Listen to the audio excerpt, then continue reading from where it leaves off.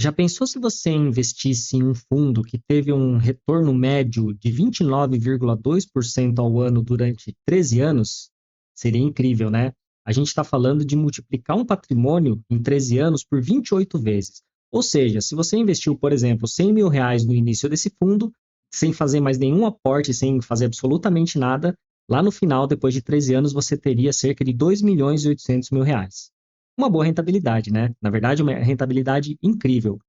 Mas e se eu falasse para você que a grande maioria dos investidores desse fundo perdeu dinheiro? Você acreditaria?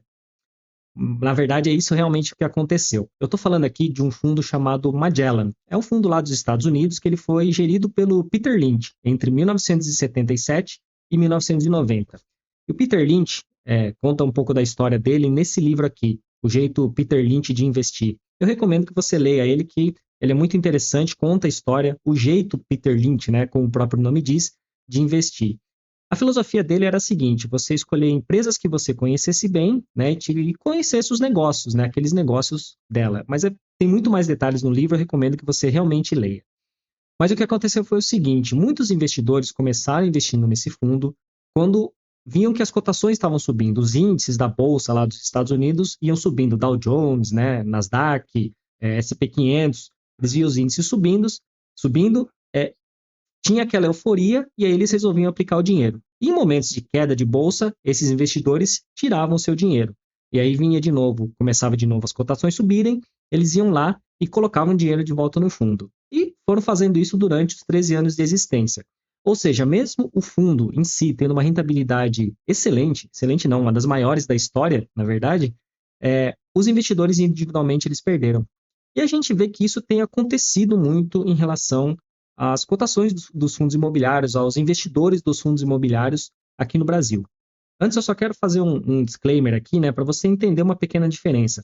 Esse fundo que eu estou falando é um fundo aberto, ou seja, os investidores eles podem ir lá e resgatar o seu dinheiro a qualquer momento, de acordo com as regras, com o regulamento daquele fundo aberto, tá? No caso dos fundos imobiliários, como são fundos fechados, a gente não tem a possibilidade de resgate das cotas, né? O que a gente faz, né, o que os investidores fazem é vender uma cota e precisa ter um outro comprador que compre essas cotas, tá? Feita essa explicação, o que acontece? Quando o investidor ele coloca o dinheiro dele num fundo, compra uma cota de um fundo imobiliário lá nas máximas, ele está pagando mais para ter menos cotas. E se você paga mais, o rendimento mantendo o mesmo, o retorno proporcional ali em percentual, ele é menor. E se você compra aqui nas mínimas, na baixa, né, não precisa ser necessariamente nas mínimas históricas, alguma coisa do tipo, mas se você compra umas cotas mais baratas, você tem um yield maior considerando o mesmo rendimento, ou seja, você paga mais barato para receber mais, para ter um retorno maior.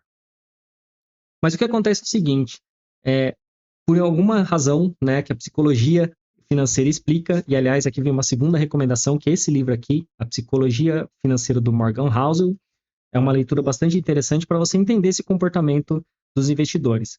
Porque pensa assim, se eu te falasse, por exemplo, que tem uma casa que está sendo vendida por, sei lá, R$ 500.000, e aí você fala assim, ok, legal, bacana, é o preço na região ali, esse imóvel está dentro do preço médio, né, o preço por metro quadrado, alguma coisa assim, do mesmo padrão, mesmo tipo de construção, R$ 500.000. Aí você acha uma casa do mesmo jeito, mesmo padrão construtivo, sem problema nenhum, e alguém vendendo por R$ 300.000. Sei lá, a pessoa está vendendo porque está precisando de dinheiro, qualquer coisa assim. Se você tivesse dinheiro, você obviamente iria lá e compraria essa casa, né? Você não ia pagar 500 em uma se você pode pagar 300 numa casa semelhante. Mas no mercado financeiro é engraçado que as coisas têm uma dinâmica diferente, não se sabe a razão, né? Mas as pessoas ficam de olho na cotação, simplesmente na cotação, e não olham os fundamentos, não olham o que tem dentro daquele fundo imobiliário.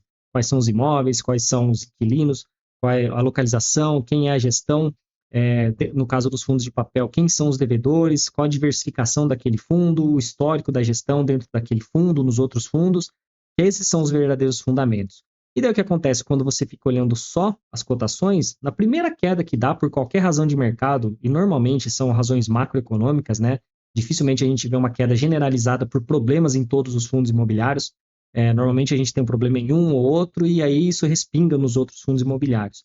Mas não necessariamente todos estão ruins.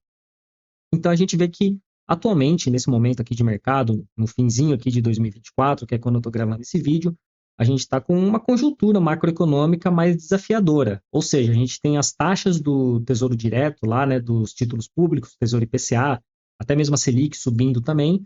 Então, os investidores eles tiram seu dinheiro, né, vendem no prejuízo as suas cotas de fundos imobiliários para ir para a renda fixa na esperança de receber mais. Na verdade, você tem até uma rentabilidade maior ali na renda fixa. Só que você está perdendo dinheiro aqui vendendo suas cotas de fundo imobiliário para você colocar num outro investimento lá que seria, sei lá, o Tesouro IPCA+, por exemplo. Isso presumindo que você está levando para a renda fixa mais segura do país, que são os títulos públicos. Tá? Se você estiver investindo, por exemplo, em debenture, em CRI ou em CRA, né, aí o seu risco está aumentando mais ainda do que se você tivesse em fundos imobiliários, FIAGROS ou FIINFRAs. Para você ter uma ideia, trazendo agora aqui para o Brasil, a gente está falando de um fundo, né, no Magellan, Peter Lynch, um fundo lá dos Estados Unidos, com histórico anterior, mas se a gente for olhar aqui dois fundos, dos maiores fundos imobiliários que a gente tem na Bolsa e dos mais antigos também, se a gente tivesse feito um aporte ali de R$ 500, por exemplo, comprado 5 cotas do HGLG, né, um dos maiores fundos, ainda o maior fundo imobiliário de logística, um dos maiores fundos de tijolo da Bolsa, ele surgiu lá em junho de 2010. Se você tivesse comprado 5 cotas, né, por R$ 100 na época, que foi o equivalente no IPO, gastado R$ 500 e investido todo mês R$ 500.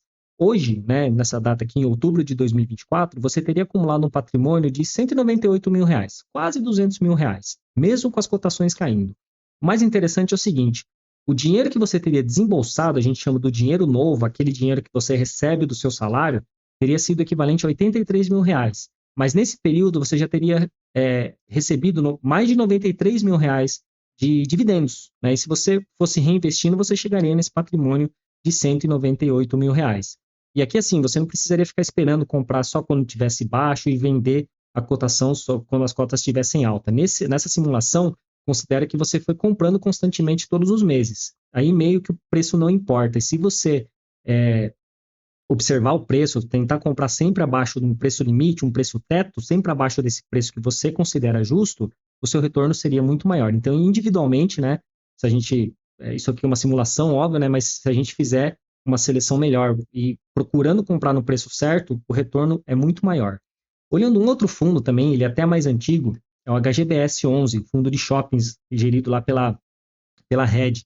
Ele surgiu lá em dezembro de 2007. E do mesmo modo, se você tivesse comprado lá no início 5 cotas dele por R$ 100, que era o preço equivalente do IPO, e investido todo mês R$ 500, hoje você teria um patrimônio de quase R$ 250 mil.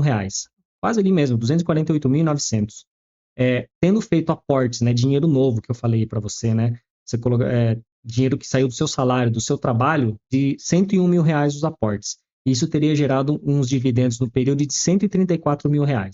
Ou seja, a maior parte em todo esse período, se você continuasse investindo, viria dos dividendos. O seu patrimônio seria construído basicamente, né, a maior parte dele, mais de 50%, a partir simplesmente de reinvestir os dividendos, depois de um certo período. Tá? Isso varia de fundo para fundo, né? Enfim, e aqui também a gente não está considerando comprar sempre nos preços certos, abaixo de um certo preço limite. Aqui considera-se que você compra todo mês, não importa o preço. Só que preço, ele importa em muito. Quanto mais barato você comprar, melhor vai ser o seu retorno. Tá? A gente volta naquele exemplo que eu falei anteriormente da casa, que na região valeria R$ 500 mil, mas por uma questão ali do proprietário, está precisando de dinheiro, ele aceita vender por mais barato, por R$ 300 mil.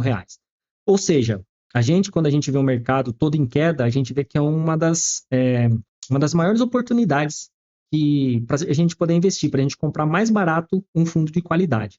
Mas a questão é que a gente precisa saber escolher um fundo de qualidade. E para isso, eu tenho um link aqui na descrição que vai te levar para um grupo de WhatsApp, que a gente chama de Champions League VPF.